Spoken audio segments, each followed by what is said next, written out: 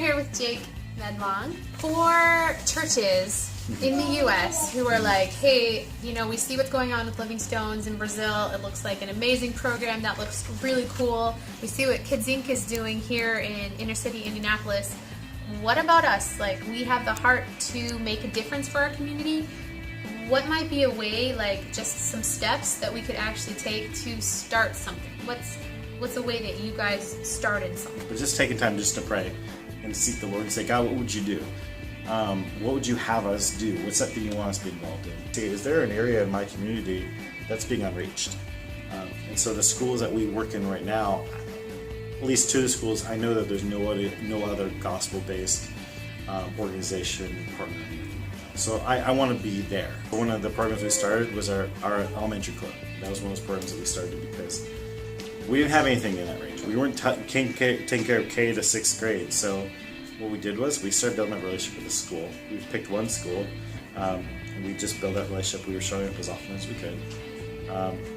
The way we got that program really running and kick-started was we asked the school if it was okay if we passed out flyers. And so then what we did was we just canvassed them with flyers, and then that was for this particular week kickoff. We had a team that came, a youth group team that came to help us run this amazing day camp that only lasted a couple hours. And that kind of led us into having the program weekly. I mean, along the way, I think some of those steps is making sure you have as many volunteers that you know are solid that love Jesus to partner with you.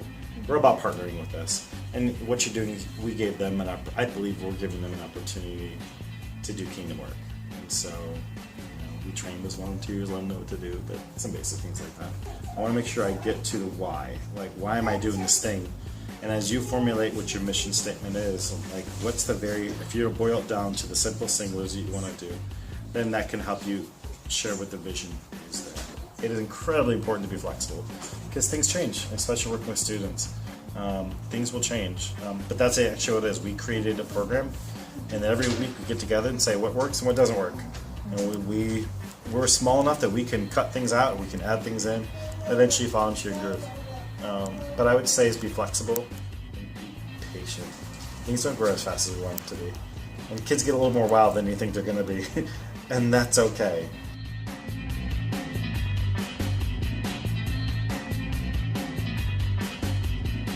Even just as we were sitting here preparing to video this, we were talking about some of the cultural differences, and just like it seems like people come at it thinking, well, Living Stones is there, Kids Inc. is here, and they don't see the connection immediately. But the more we talk about it, we're like, well, that's true here. Yep. Well, that's true in Brazil as well. Well, and we really, as we talk it through, it's really the same fundamental issues and problems.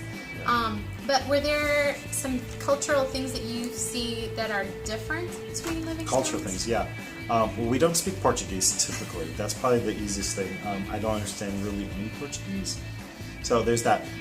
Food is different, obviously. And I think one of the things we talked about, even in the educational thing, like we partner with schools, social workers and counselors and principals and teachers and whoever we can, because there's this really great structure that happens in our schools, even where it's not great. As I hear what's going on with Brazil, I realize the educational thing is very, it's not developed at all. And the resources that you guys have, it's just, it's really, really different.